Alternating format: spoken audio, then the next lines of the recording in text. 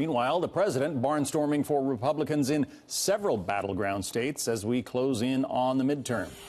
Kayleigh McEnany, spokeswoman for the RNC, joins me now. Debbie Stabenow, the Democratic senator in Michigan, has been in office since 2000. Republicans seem to think they have a chance to unseat her. The polls don't indicate that would be the case, but if you listen to the vice president and the president, they don't think much of polling.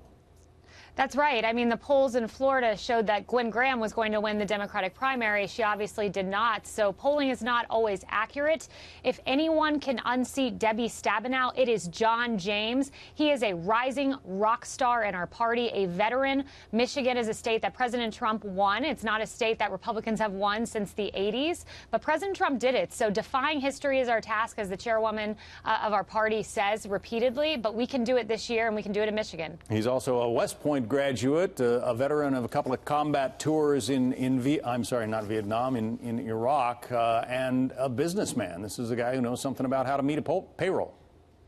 That's exactly right. He's a stellar candidate. He's the exact type of candidate we want running across the country. So he can do this. And I'm so glad to hear the vice president use the word unconventional, because I want to share with you some facts that are unconventional right now. The fact that in New Jersey, a deeply blue state, you have Bob Menendez, who is now only 6 points ahead of the Republican. The fact that in Wisconsin, the Republican nominee, Leah Vukmir, is only behind by 2 points. And the fact that in one of the bluest House districts in the country, in New York, John Katko, the Republican, is up by 15 points. That is unconventional. Those are definite trends toward the Republican Party and toward a red wave. So you don't think there's going to be a blue wave this time around in October? If Republicans turn out, there will not be a blue wave. We have to mobilize Republicans, and that's why President Trump, he's our secret weapon going into the midterms. We see what his endorsements do. They swing elections by 20 to 30 points. He's going to be out across the country. You named 3 states that he's going to be in coming up here on the campaign trail. So President Trump can mobilize the base and can defy history. Yeah, he's heading to Montana, among other places. How much of a swing do you see after the president makes an appearance?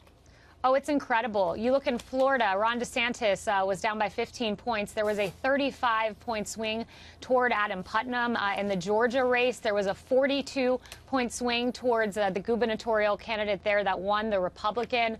District in New York's 11th district, there was a 36-point swing. So this president swings elections by dozens and dozens of points. It's incredible. We've never seen anything like it. Ronald Reagan didn't have this ability. President Trump does. But he also has his detractors. How do you know that, those who dislike President Trump and dislike his politics don't go out to the polls and vote for, say, Debbie Stabenow in this case?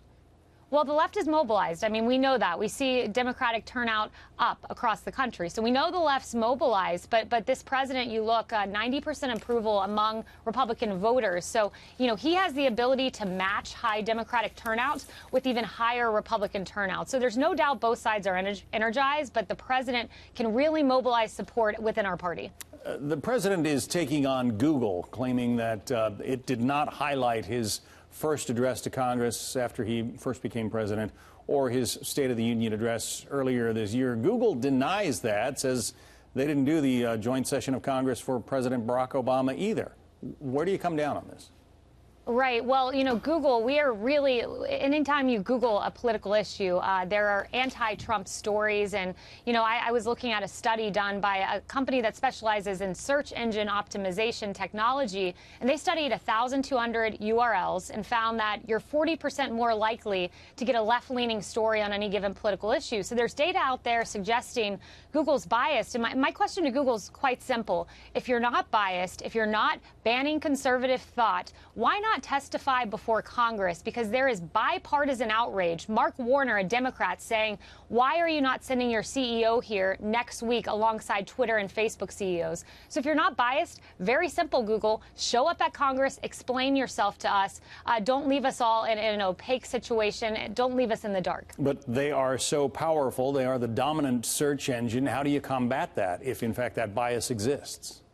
Well, by doing what we're doing now and saying this publicly and warning consumers, we're noticing a trend. It's time to speak up, because when public pressure mounts, we notice that's when change is made. We saw that with Facebook apologizing for banning Diamond and Silk. We have to put public pressure on Google to be transparent, to show up at Congress alongside Facebook and Twitter, and explain yourself. Kayleigh McEnany, spokeswoman for the Republican National Committee. Thanks for coming on. Thank you, John.